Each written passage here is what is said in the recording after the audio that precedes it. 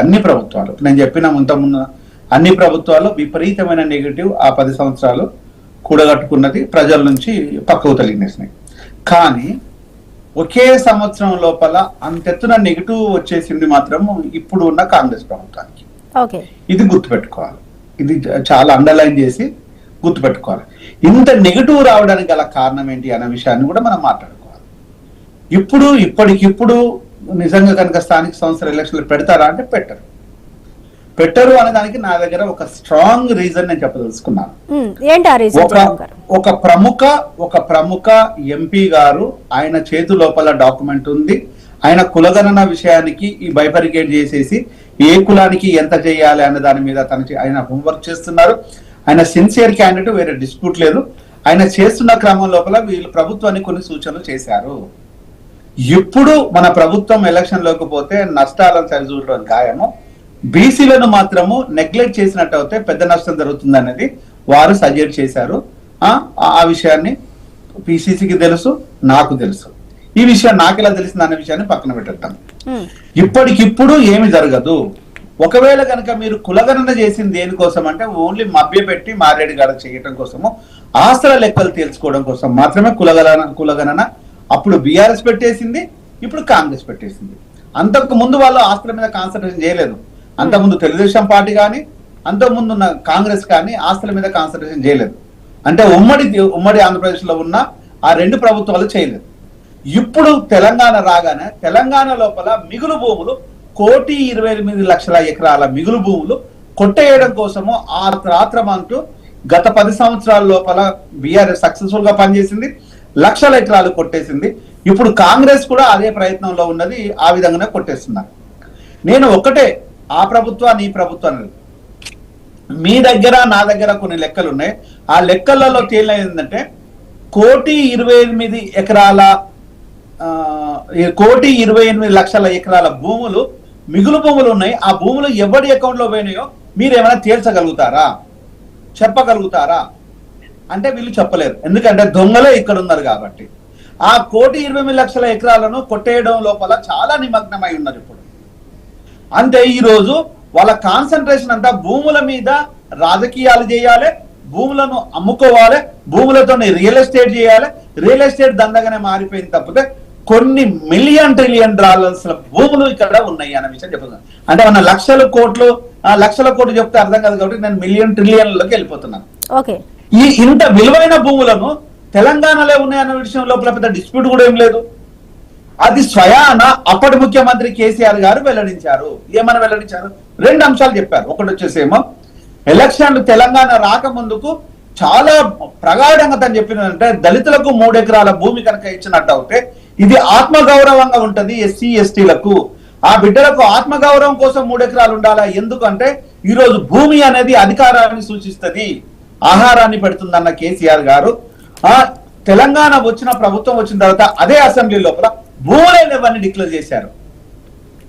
అంటే ఎంత దుర్మార్గమైన స్టేట్మెంట్ అంటే అది చాలా దుర్మార్గమైన స్టేట్మెంట్. భూములే లేవని నేను చాలా సందర్భాల్లో చెప్పాను. భూములు లేవంటున్నావు, ఎక్కడికి పోయినా అడిగాను నన్ను, ఎక్కడికి పోయాను అడిగాను, ఎన్నోసార్లు అడిగాను. కానీ ఆ రోజు కాంగ్రెస్ దీని విషయం మాట్లాడలేదు.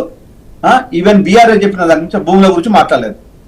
ఇప్పుడు కూడా సేమ్ స్టోరీ కాంగ్రెస్ కూడా అదే స్టోరీ చెప్తుంది. ఈ రోజు ఒకటి మాత్రం నేనే ఏకీభవిస్తున్నాను తమ్ముడు రామ్మూర్తి ఒకటే ఒక అంశం.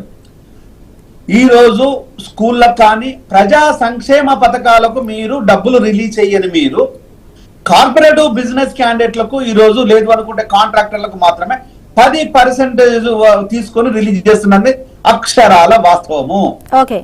ఇది వాస్తవం, వేరే డిస్ప్యూట్ ఏమాత్రం లేదు. ఇది సిగ్గు పడకుండా సిగ్గు లేకుండా ఈ రోజు కాంగ్రెస్ లో ఉన్న కొంతమంది అధికారులు, దాంతో పాటు నాయకుల సంబంధించిన వ్యక్తులు కూడా ఈ రోజు ఇదే బిజినెస్ లోపల చాలా బిజీగా ఉన్నారు. ఇలా వేరే డిస్ప్యూట్ ఏం లేదు, అందరికీ తెలిసిన విషయమే. కాంగ్రెస్ లో డెమోక్రసీ ఎక్కువ కాబట్టి ఆ కుటుంబంలో ఆ 4 దోచుకున్నారు అప్పుడు, ఇప్పుడు అనేక కుటుంబాలు దోచుకుంటున్నాయి. ఇప్పుడు దోచుకోవడం మాత్రం కామన్ అయిపోయింది, కామన్ అయిపోయింది. అంటే ఈ రోజు దీన్ని స్ట్రైట్ గా చెప్పే దమ్ము కాంగ్రెస్ నాయకులకు కానీ బీఆర్ఎస్ నాయకులకు ఉందా అంటే లేదు. అంటే ఈ రోజు ఏం చెప్పదలుచుకున్నాం మనము అంటే ప్రజా సంక్షేమానికి సంబంధించిన హెల్త్, ఎడ్యుకేషన్, ఎంప్లాయ్మెంట్ మీకు దమ్ము లేదు, ధైర్యం లేదు, ఆ ప్రభుత్వానికి లేదు, ఈ ప్రభుత్వాలని పక్కన పెట్టేద్దాం. ఇక హెల్త్, ఎడ్యుకేషన్ దాని విషయం లోపల ఇప్పటి వరకు మీరు కేటాయించిన కేటాయింపులు ఎంత, ఇచ్చిన నిధులు ఎంత, ఆ లెక్కలు దామోదర రాజస్వామి దగ్గర ఏమైనా ఉన్నాయా?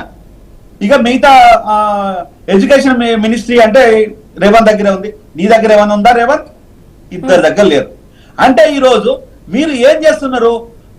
స్కూల్కి పోతున్నామా చాక్ పీసులు లేవు, హాస్పిటల్ పోతున్నామా మందు గోళీలు లేవు. ఇది దుర్మార్గం. ఇది దుర్మార్గం కాదా? ఏ మొక్కం పెట్టుకొని మీరు ఈ రోజు ఎలక్షన్ లో పోతారు? ప్రతి విలేజ్ లోపల స్వప్న గారు, ప్రతి విలేజ్ లోపల నేను ఒక మెడికల్ డాక్టర్ ని, ప్రతి విలేజ్ పిహెచ్సి సెంటర్ లోపల క్రోసిన్ టాబ్లెట్లు ఇవ్వండి, గర్భిణీ స్త్రీలో పోతే కాల్షియం లేవు, ఐరన్ టాబ్లెట్స్ లేవు, ఐవీ సెట్లు లేవు, దీనికి లేదు, ఇది ఏమీ లేదు. కానీ వీళ్ళు ఇంకొక అంశం ఏంటంటే ఇవి ఆల్కహాల్ పెంచే ప్రోగ్రాం లోపల ఆ ప్రభుత్వం ఈ ప్రభుత్వం ఫుల్ కృషి చేస్తున్నది. దీనికి ప్రభుత్వాన్ని గురించి కాదు, గత 10 ఏళ్ల పాలన అలాగే ఉంది, ప్రస్తుతం జరిగిన 1 ఇయర్ పాలన కూడా ఎక్కడా కూడా ప్రజల గురించి ఆలోచించే ప్రభుత్వం గడిచిన కాలంలో విభజన తర్వాత లేదంటారు. స్వప్న గారు నేను చెప్తున్నాను, ఇంకా చెప్తాను, ఒక 2 నిమిషాలు నాకు టైం ఇవ్వండి. నేను రాజకీయ నాయకుని కాదు కాబట్టి నాకు ఎంత టైం ఇస్తుంది, నో ప్రాబ్లం. ఇంకొక అంశం ఏంటంటే వీళ్ళు డ్రగ్స్ మీద పోరాటం చేస్తారంట. అరే అయ్యా, నువ్వు డ్రగ్స్ ఎవరిని పట్టుకున్నావు నీకు తెలియదు, ఎక్కడున్నాడో తెలియదంట. డ్రగ్స్ తీసుకున్నోని పట్టుకుంటారంట, ఇచ్చినోని దొరకరంట. డ్రగ్స్ కంటే భూతమైంది ఆల్కహాల్ కదా. మరి ఆల్కహాల్ దొంగలని పరిస్థితి ఏంది? ప్రభుత్వ దోపిడీ, బెల్ట్ షాప్ల దోపిడీ గురించి మాట్లాడదాం, అది గురించి వద్దంట. ఆల్కహాల్ తాగిన తర్వాత ఆరోగ్యం పోతుంది, హాస్పిటల్లో మందులు ఉండవు. ఆల్కహాల్ తాగిన తర్వాత విద్య పోతుంది. ఈరోజు యంగ్ విడోస్ కు మారిపోతున్నారండి. ఆడబిడ్డలు యంగ్ విడోస్ గా మారుతుంటే ఆ కుటుంబాన్ని ఎవడు ఆదుకోవాలి? ఈ దుర్మార్గపు ప్రభుత్వాలు దగ్గరుండి తాగిపిస్తున్నందుకు సిగ్గుపడాల్సింది ప్రభుత్వాలే కదా. జయరాం గారు ఒక్క నిమిషం అండి, ఒక్క నిమిషం ఉండి జయరాం గారు, వెంకటరెడ్డి గారు, టోటల్ గా ప్రభుత్వం అయితే ఒక నిర్ణయానికి వచ్చింది.